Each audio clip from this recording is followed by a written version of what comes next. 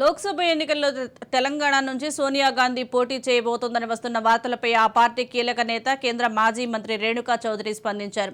సోనియా గాంధీని ఖమ్మం నియోజకవర్గం నుంచి పోటీ చేయాలని తామే కోరినట్లు తెలిపారు. స్వయంగా సోనియా పోటీ చేస్తే అంతకంటే అదృష్టం ఏముంటుందని అభిప్రాయపడ్డారు. సోనియా గాంధీ తన నిర్ణయం ఏంటో చెప్పే వరకు ఎవరూ అభ్యర్థి కాదని కీలక వ్యాఖ్యలు చేశారు.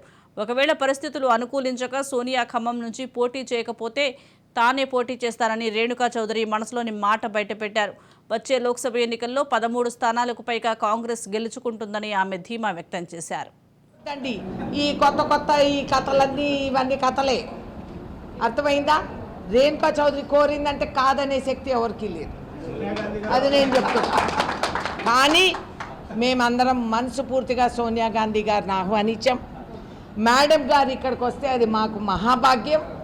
ఈశాని మూల, రాష్ట్రానికి అదృష్టం, తెలంగాణ ఇచ్చిన తల్లి. She must own.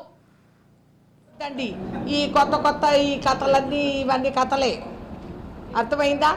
Renuka Chowdary కోరిందంటే కాదనే శక్తి ఎవరికి లేదు, అది నేను చెప్తున్నా. కానీ మేమందరం మనసు పూర్తిగా సోనియా గాంధీ గారిని ఆహ్వానించాం.